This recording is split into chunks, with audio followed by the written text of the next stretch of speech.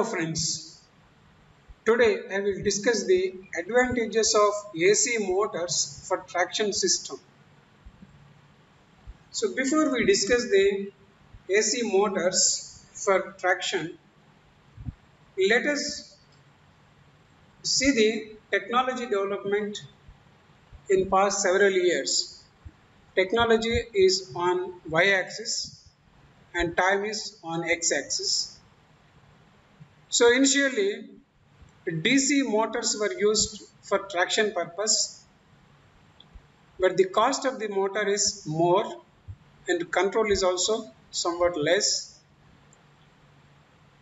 Next stage is there were three-phase AC motors with GTO based control, which will have the better speed control than the DC motors, and also the cost of the motor is also less. And later there is another development in technology, that is motors are same three-phase AC motors, but the control is based on IGBT control. So the IGBT control is better than the GTO based control of the motors. So this is the latest one which is being used. Let us see how these three-phase AC motors or simply AC motors are better than other motors. So in case of IGBT based control AC motors, we can control the speed by using variable frequency drive or variable voltage and variable frequency. Both are possible, and because of this we can have the better speed control and better acceleration control. And second point is a three-phase AC motor with IGBT based VFD, that is variable frequency drive or variable voltage and variable frequency technology, provides unity power factor and also less harmonics in the system. These are the two advantages. Next, coming to the maintenance. So maintaining the squirrel cage induction motor is much easier than DC motors, and the mechanical contacts are also less in squirrel cage induction motor. Coming to the fourth point, for same power rating, the weight of AC motor is much less than the DC motor. Fifth advantage is effective regenerative braking, because there is more energy savings with the AC motors and fast paybacks, less wear and tear of the breakers. Let us discuss about the payback period. Suppose we have invested additional amount of 1 lakh, then saving per month, let us say it is 5,000. So then we can calculate what is the payback period, that is 1 lakh divided by 5,000. So we get 20 months. So within 20 months, whatever extra amount we put for recovery of power, we get it. Next, sixth point is, for a given weight and volume, the performance of three-phase induction motor is better with the IGBT control than with GTO control. And the seventh point is, AC motor with IGBT based control, we get the better tractive effort and higher adhesive levels. So if you look at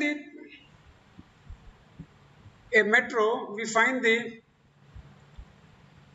engines, two bogies like this. This is one bogie, one engine bogie, this is another engine bogie, means one is front, the other is back, and in between we find the bogies where passengers will stay or sit. So while moving forward, this will not work. Similarly, suppose we want to move this side, so this will be switched off and this will move the train backwards. So how the power is transmitted in case of train or engine, it is very easy that see, if you look at this, in each engine room or bogie there are two motors. This is one motor, this is another motor. So there are two controls. This is one control for this is one control for this. Similarly here also.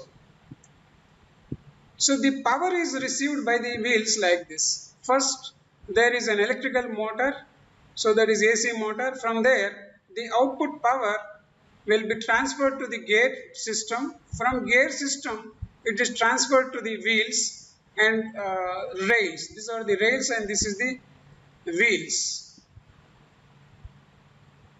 And if you look at the diagram, it will be like this. This is the DC motor and these are the gears and this is the wheel. This is how they are attached.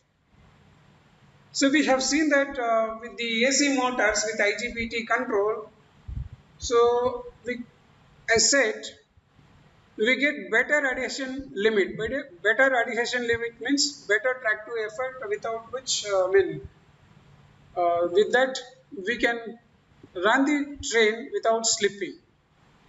So the adhesion limit means it is also track to effort, but it is the maximum allowable limit, so without tilting the train. So this is the track to effort characteristic versus speed of a train like this. So it reaches like this speed, rated speed, then if the speed increases, track to effort decreases. So to how much, to what value we can extend this means you can extend up to here. So we can have better track to effort with the AC motor, but this track to effort should not cross this adhesive limit. If it crosses means the train will tilt.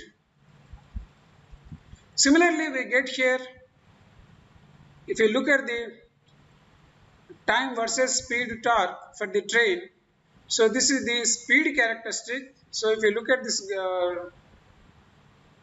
black color line, this is nothing but train speed, and whereas this is the torque characteristic. So initially with the time, say speed is increasing like this. Here suddenly the speed of the wheel is increased, and the speed of the wheel is increased, then the torque reduces because power is 2 pi nt by 60.